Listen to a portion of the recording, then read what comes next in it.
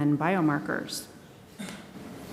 Thank you, Tanya, and thank you for the opportunity to share some of the work that we've done on this topic. I figure that you may know already or get some notion of disparities of intracranial stenosis. So I'll try to focus the talk a little bit on two things that I consider more novel, which is the study of asymptomatic intracranial stenosis, and the second, how that may relate to different populations depending on whether it's symptomatic or asymptomatic. So this graph perhaps epitomizes what I just said with numbers.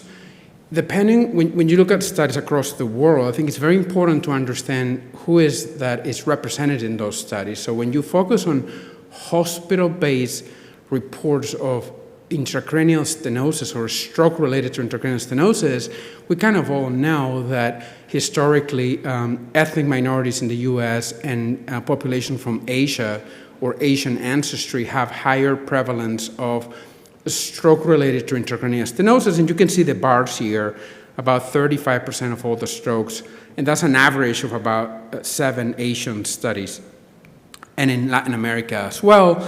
And within the US, depending again who you study, you can see that the proportion of stroke related to intracranial stenosis is going to be higher. But if you go into the clinical practice outpatient, you can see here on the second bar, this is a study in Singapore in a clinic, not in a stroke patient, so you can see that it drops dramatically. And if you go to the population out there, people who don't come to see you for medical care but are living their lives, that drops even further. And I think that's where we kind of have to change a little bit our mindset on prevalence of the disease. So this is an example of how, using population-based data, the prevalence of high-degree intracranial stenosis, so 50% or higher, is actually very similar across populations from the US and also from Singapore. Now, you may wonder, Singapore is probably the wealthiest per capita country in Asia, but within it, the city-state have 3 groups. So there's a group that is of Chinese ancestry, Malay, and Indian, but that diversity, and I'm sure later, it doesn't actually show that any of these groups have a very high prevalence of ICAS compared to populations in the United States. So overall, the prevalence in the population of asymptomatic intracranial stenosis defined by 50% or greater stenosis is about 8%, and it's very consistent across countries. Now, to address this issue, we put together what we call a cohorts of MRAs, and we recruited population-based studies for the most part across the world. So we have a sample from South Africa, 2 from Latin America, 1 from Venezuela, and the other one from Ecuador. The Singaporean cohorts, one of them is population-based and the other one is clinic-based, and 4 cohorts in the US, so the Northern Manhattan study based in New York, the Washington and Inwood community aging study also based in New York, ERIC, that represents 4 different regions within the US, and Framingham study that is in Boston. You probably know Framingham study, it's legendary. Only a fraction of them had MRAs, but nonetheless, we recruited them. We measured the degree of stenosis in people who have never had a stroke. They reported not having had a stroke, so it was asymptomatic, incidental. And this is how we measure the stenosis. So it's a sulfur called lava that gives you put the sitting point, the starting point, the end point in a given segment. It captures the silhouette of the vessel, and then when there's stenosis, there's a dip in it, and we can quantify it. We also use the typical WASIT method just to corroborate it and make it more clinically relevant. And you can see in almost 6,000 people that we recruited into this study, the US cohorts, people were sicker in terms of vascular risk factors, that were older too. And you can see that the prevalence in the bottom row of asymptomatic intracranial stenosis was around 9% in the US and in Ecuador, and it was lower in Venezuela. This is unadjusted for age, sex, or risk factors. when you go into doing actual regressions, the model 0 is the simplest, model 4 is the most adjusted. You see that after you adjust for expectations, meaning you would expect to have higher prevalence of ICAS in people with higher loads of vascular risk factors and older people. But in this analysis, participants from Ecuador and that's it, had a higher prevalence of asymptomatic intracranial stenosis. But then the groups within the US were also diverse. So we also stratified them by their race, ethnicity. And you can see that two groups persisted having a disproportionate load of intracranial stenosis, and that was indigenous Ecuadorians and Black or African-American participants from the US compared to US non-Hispanic whites. Why did we compare them against whites in the US? Because historically, that's the group that we've used as a reference to kind of consider to study the disparity itself. I want to just bring your attention that the point estimates in other subpopulations like the South African cohort was also the same as other groups, but power, because the sample was smaller, we did not reach power. So I think there's something just to consider when you look at the p-values per se. But it's interesting to kind of take a glimpse at different groups across the world that are unselected, meaning people who you would not see in a hospital and that were out there in the community. Now, why does it matter? Well, in the Northern Manhattan study in New York, we look at what happened to people who have asymptomatic intracranial stenosis. And again, 8% of the population in the Northern Manhattan study have it. We follow them over time. What happens to them? Well, they die more, expectedly, of vascular events specifically, and specifically of stroke. So you can see here the adjusted Cox models, and you can see that the risk of a stroke is almost 4 times greater if you have more than 70% stenosis. And the effect size actually on 50 to 69 is 2.4, so it's more than double, but the group was small and we did not reach power. So it's also interesting to see that compared to having no stenosis, there's like a nice increase in risk with the severity of stenosis, which was kind of known in the stroke world, but it's good to replicate that same idea in unselected populations. Now, people with asymptomatic intracranial stenosis die more, and think about the epidemiology. We have to think about that, because if you push the enrollment age to 60 or 65 or 70, you'll see that you're going to get survivors.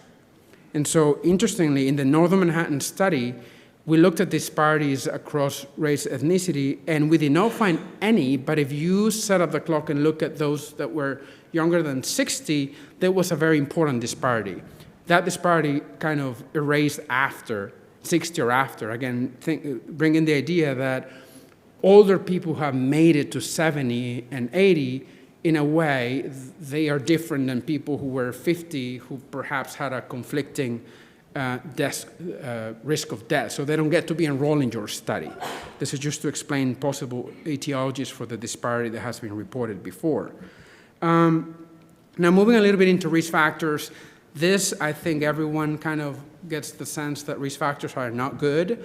Older age, higher systolic blood pressure, dyslipidemia, diabetes, very consistent across studies, decreased physical activity from Sampras that Dr. Turan led. In terms of the asymptomatic ICAS, I just wanted to show you this, is that using hypertension alone it kind of masks a little bit the role of risk factor control. If you stratify people by how good the blood pressure was controlled, you see that if you have hypertension, but you have optimal control, which we were very liberal in NOMAS. In NOMAS, we define as less than 140/90, which is a little bit outdated based on what we know. Those that have optimal control, the disparity is less important than if you have hypertension but have it uncontrolled. Not surprisingly, but again, it's good to see that there is a possibility to do something about that, especially with risk factors. The same gradient was seen with dyslipidemia, meaning having dyslipidemia alone wasn't significant, but having it well controlled versus having it uncontrolled, those that had it uncontrolled, that the LDL targets were not optimal, they did have a higher prevalence of intracranial stenosis. Now, what about physical activity in people who have not had a stroke, just lifestyle? So Dixon Young was one of our mentees at Columbia, and he looked at NOMAS and related the leisure activities that we capture in this population. They were, with a questionnaire, we transformed the amount of leisure activities and exercise into metabolic units to kind of harmonize the fact that people may say, you know, I walk 10 blocks, and other ones, you know, ride a bicycle for 20 minutes. So how do you combine that? There's very standardized ways to convert that into metabolic units. And so what he found was that higher metabolic units were associated with a lower prevalence of intracranial stenosis. Again, not surprising, but not known before. And this brings me back to primary prevention, right? So what type of things you can do to avoid having stenosis to begin with, not even before you actually have a stroke. Another one of our mentees looked at infectious exposures in the Northern Manhattan study, and of the 5 agents that we measured, which included herpes 1, 2, chlamydia, H. pylori, and CMV, higher titers of IgG against HSV2 were associated with higher prevalence of intracranial stenosis. Whether you use it continuously or use the cutoff, the clinical cutoff for positivity, it was the same. It was persistent after adjusting for everything else. So perhaps there's also a role for, you know, lifetime exposures to infectious burden and how that could relate to intracranial stenosis. How about genetics? So one of our postdocs, Minghua Liu, looked at genes that have been, or variants related to intracranial stenosis in the literature, kind of a summary of what have been reported. Some of them are very known, like RNF213 related to moya moya in Asian populations, or the adiponectin gene. And then we went back to the Northern Manhattan study and identified what variants were present in NOMAS in the Northern Manhattan study. And so we found some of them present, but only 2 were related to intracranial stenosis. One related to adiponectin, and the other one to CYP11 that has to do with cholesterol metabolism. And having the G allele was actually protective against intracranial stenosis. Now, when we looked at the race ethnic groups in the Northern Manhattan study, what we found was that the protective gene was actually less common in ethnic minorities in the US. So that explained only a small proportion of the whole variance. It's not that genetics explain it all, but there is a role for it, and it will be interesting to understand how these variants relate to intracranial stenosis, one, and second, whether they would also have the same effect in the coronaries. And so if there's something specific about the brain in these variants, I think that could open up for even more specific treatments. Now, the last part of my talk was focused on biomarkers. And I had a coffee before, I'm not speaking very fast. I also live in New York, so that could be another reason. But a group from Barcelona a few years ago, they enrolled community participants with a high vascular risk to begin with from the community. They had transcranial Dopplers, and those that had increased velocities underwent an MRA. And so that's how they detected stenosis. And here they attempted to see whether there were specific signatures, biomarker signatures of intracranial stenosis, and there were none based on the report. There was a hint that some of the effect size were different, and they used that as proof that there was something special about intracranial stenosis, but there's no interaction term per se, so something that is still debatable whether we could identify intracranial stenosis in a different manner or way than we can do it systemically. Another group from Korea reported a trend for increased levels of MMP2 in people with extracranial athero and small vessel disease, and it was lower in intracranial. So again, the idea being that there's something special about athero intracranially. This was a very small study, and I think it hasn't been replicated. And Dixon, again, from our group, looked at NOMAs in asymptomatic intracranial stenosis, we had a panel of 60 cytokines measured at the time of MRI. And so what he did, what we thought was, well, is there a ICAS-driven immune signature that we can capture with the 60 cytokines? And if so, would ICAS-related inflammation impact the long-term risk of having events? So the first part of it was done this way, and he identified 5 molecules that were related to intracranial stenosis. You see them here in the biomarkers. The pathways related to these 5 cytokines are heavily related to endothelial activation and cellular transmigration, which makes sense given that ather is an endothelial disease for the most part. And then we converted the 5 cytokines into a single score by doing a Z-score. So we add them on and said, who has the highest ICAS-driven inflammation and what happens to them? And what is very interesting is that having the stenosis and having the inflammation related to stenosis independently predicted events. One did not negate the other. So, which again, I think it's important to, and there was no interaction, meaning having ICAS plus a heavier ICAS-related inflammation did not increase it beyond just the additive model of each of them. So is it because at the time of the MRI, people with ICAS didn't have the inflammation and eventually they moved into that category? Or could it be that there's the phenotype or the relationship between asymptomatic ICAS and events has just 2 different possibilities, and we kind of know that based on the stroke literature, right? That some of the events related to ICAS are caused by stenosis, and other ones are caused by plaque rupture. So perhaps the inflammatory component of it was more related to plaque rupture. I don't think we know, but this is very interesting to see. And it was very consistent in every single outcome. You can see here the odds of association were independent in both cases with both markers.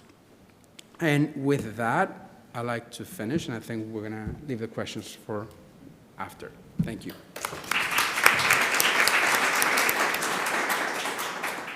Thank you for this very important overview.